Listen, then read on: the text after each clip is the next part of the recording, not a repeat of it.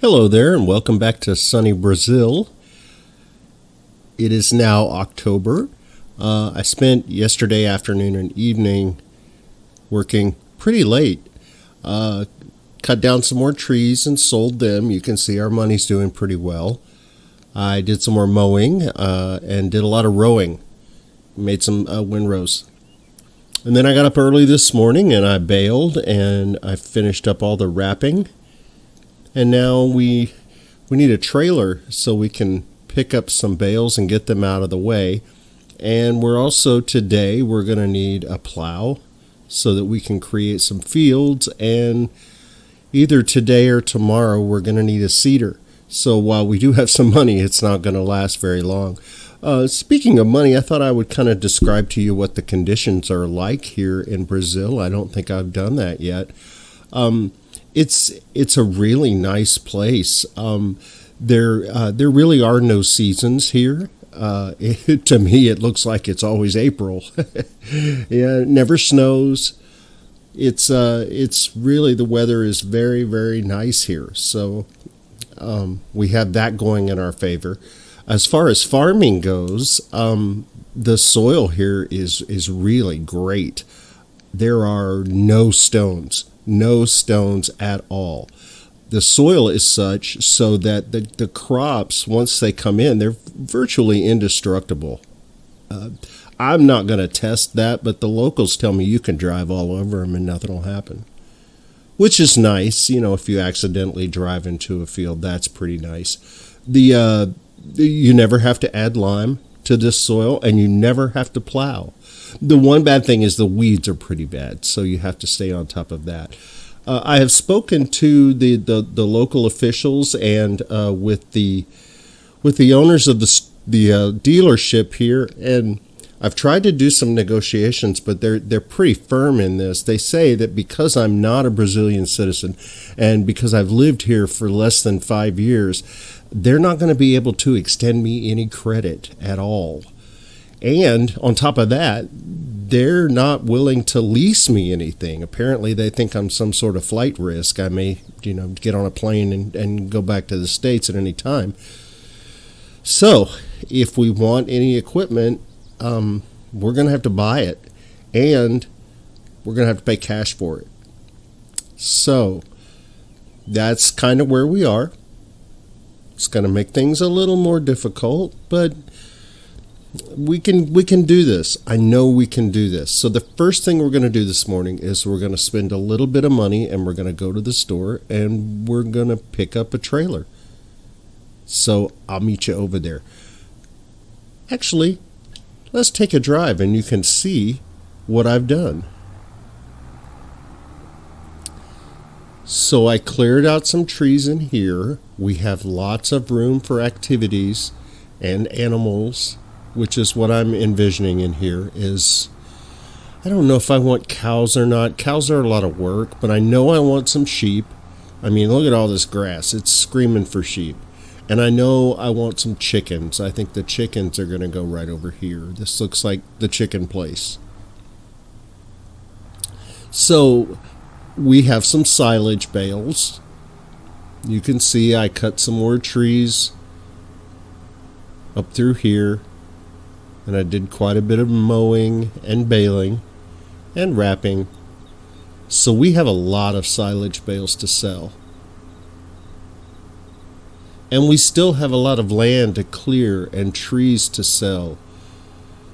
This piece of property is very productive. It's offering us lots of opportunities to make money. So we're going to take advantage of it. Look at all these bales. That just makes me happy.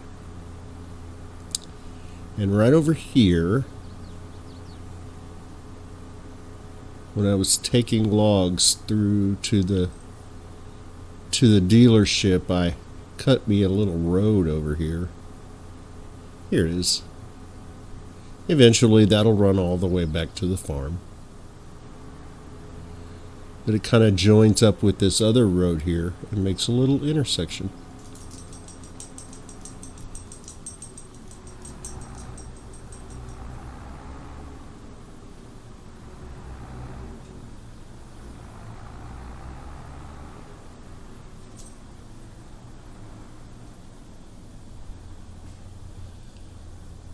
All right, let's look at trailers. Well, after much hemming and hawing and indecision, which I have spared you from, I have chosen the Richard Weston BTTA 14/32. It is a bale trailer. Looks pretty long. I think it's 32 feet long. It can hold 4.4 tons, and it uses universal auto load, which is a little clunky. But the trailers that use pallet auto load specialization are pretty pricey right now, and it looks like we have a lot of money, but we have some other stuff we have to buy. So we're going to go with this. It's a good price, $14,000, and it does do auto load, albeit in a little clunky way, but it saves us from having to pick up those bales, especially with some sort of front loader, which I am terrible with, and it would take hours for me to do it. So we're going to use this auto load trailer. The technology exists, so we're going to use it. All right, so we're going to buy this.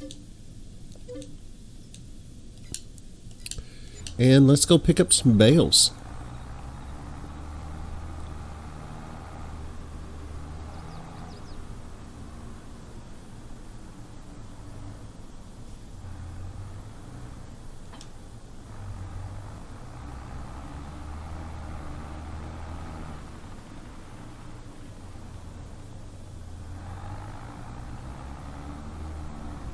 Sorry about your house and your light pole. It's a long trailer.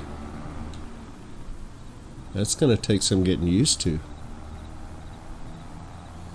But it's nice and low. I like it.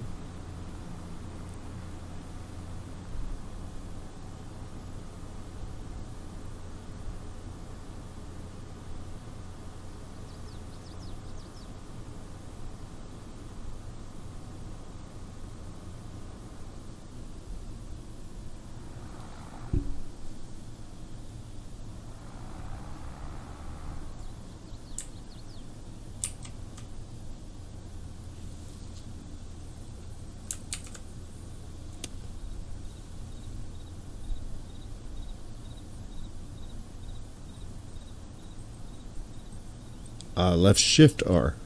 I was pressing Alt R, and that didn't work, but that worked. I wonder how many we're going to be able to get on here.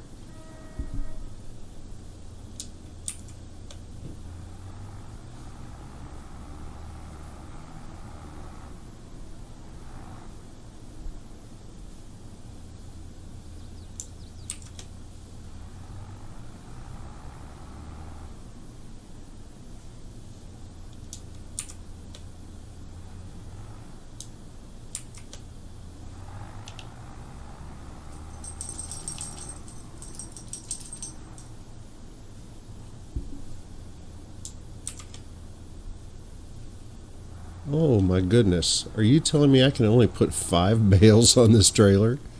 Well, that's no good. What kind of bale trailer is that? Let's see, maybe it was just, well, that other bale is kind of weird too.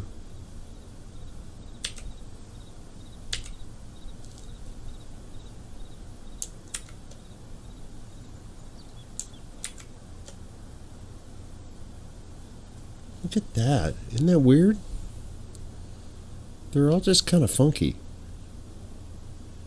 I don't know about this. I don't think we're going to be able to get enough bales on there. That's not going to do it.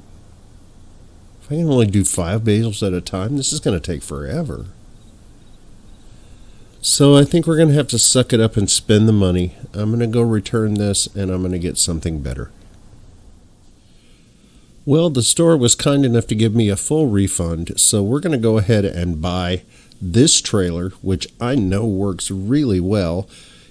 It's almost twice the price of the other one, but I know it works, and I know we'll be able to get enough bales on it, and we'll be able to put pallets on it as well down the road. So we're going to buy that, and let's get out in the field and pick up some bales.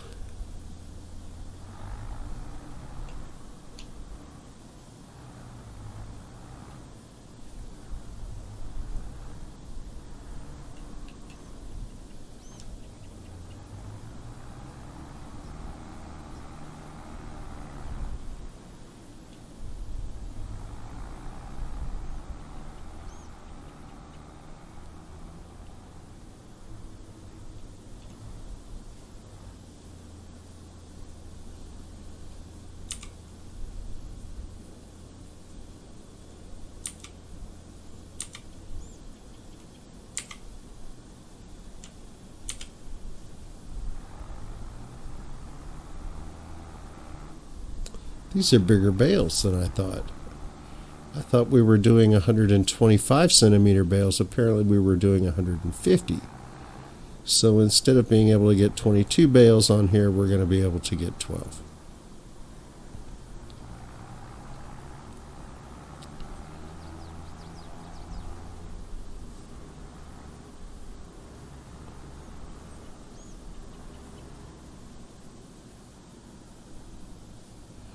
Alright, so we're going to take each one of these loads and we're going to store them right down here by the road because we're going to be making multiple trips. We don't want to have to go too far. So we'll just stack them all out here. We're not going to be using this particular piece of land anytime soon. So, just going to stick them right up here.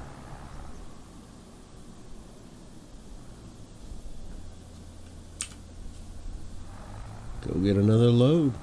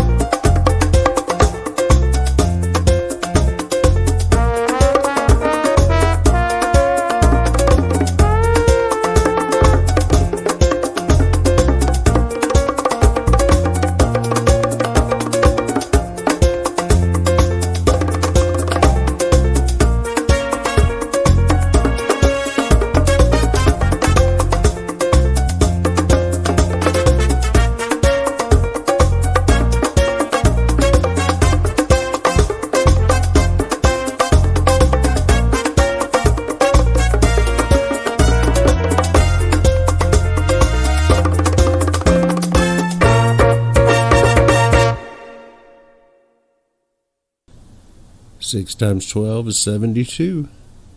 Plus 1 is 73. We have 73 silage bales. Very nice. And each one of those trailer loads was 66,000 liters.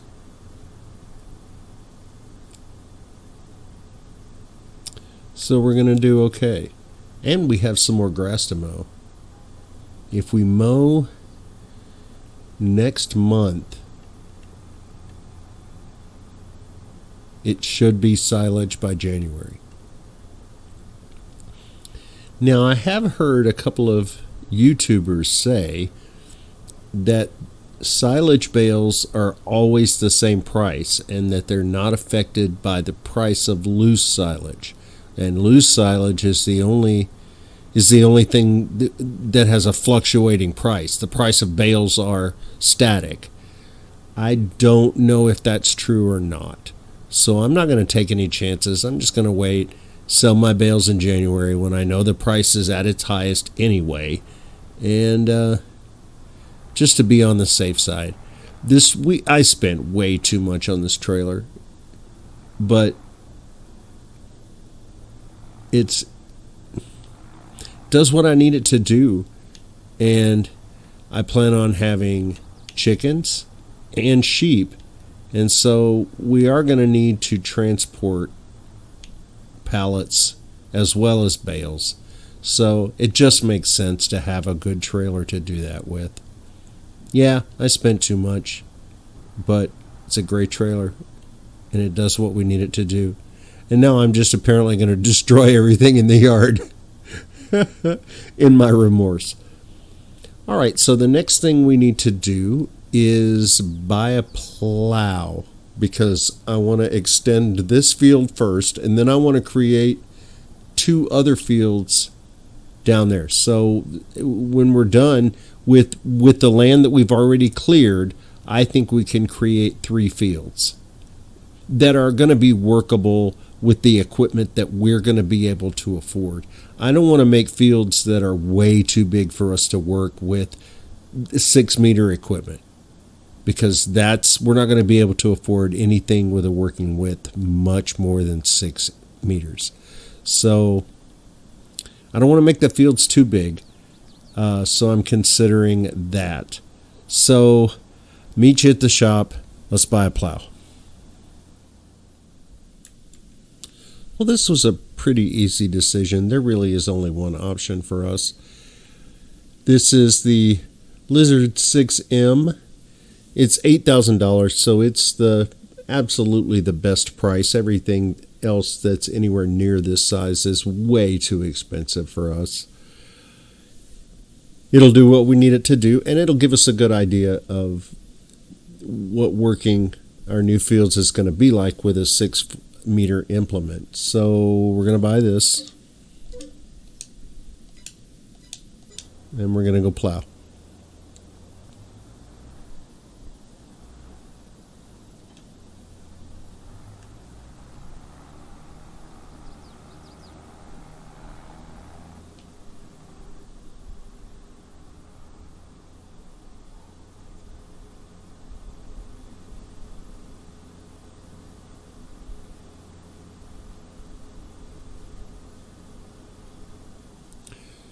So looking at this grass, it looks like it's the same grass we would get if we planted a grass field, except for little patches we can see of the meadow grass out here.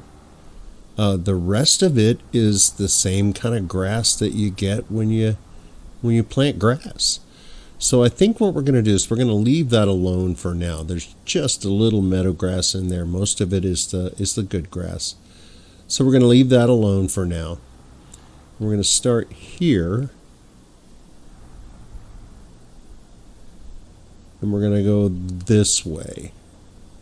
And I think, let's go into construction mode. And then we can kind of zoom out and see. I know that's pretty much where we want to start. And this is going to be a field down here. Wow. That's really big. Okay, so we're going to go to the palm tree here and cut across. So that's going to be our field. All right. Let's do it. And these are going to be irregular shapes. I'm not going to try to do square fields out here. It just doesn't fit. I'm going to work around the trees. So we're going to allow create fields. We're going to lower our plow, and we're just going to go for it.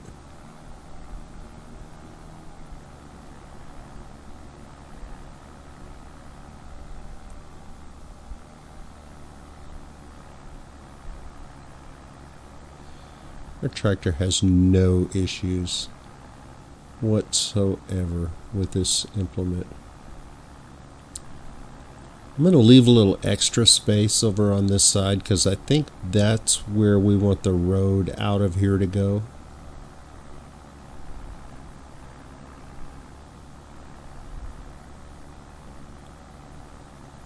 So we are here at the palm tree. I'm going to do some nice rounded harvester friendly corners. Yeah, I guess we're going to need a harvester at some point, aren't we?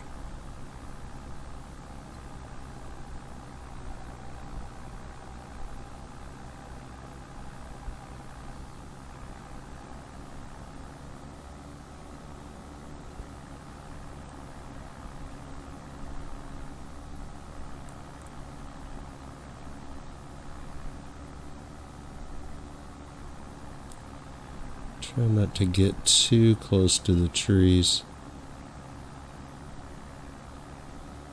It's really difficult to see what you're doing when you do that.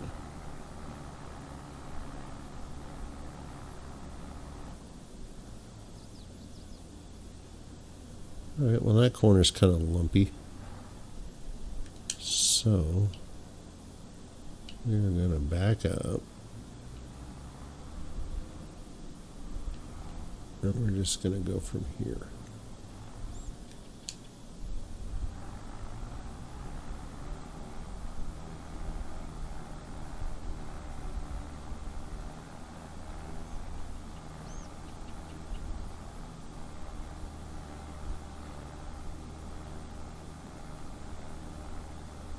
There we go. That's nice. Okay. See, that feels like a workable field for us. If we want to combine some of these down the road, we can do that. But for right now, we're going to be working with some, not the smallest equipment, certainly, but not the largest either. And some of these fields could just be huge if we wanted them to be. But I don't think we're ready for that yet. The next one I think up there is going to end up being bigger.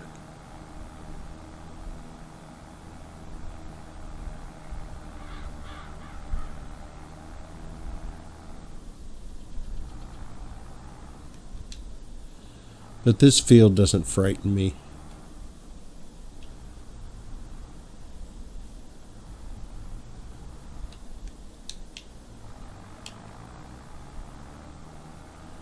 I think it's time for a time lapse.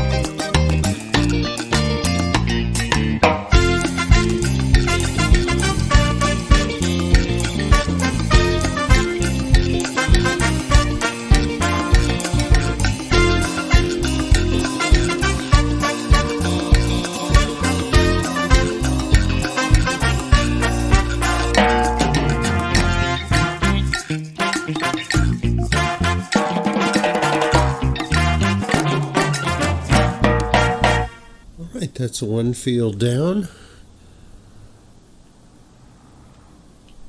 Now let's make another one. We have a lot of land here, so I'm going to make sure we leave enough room between these fields so that it's easy to drive, it's easy to turn around, and the workers don't get confused.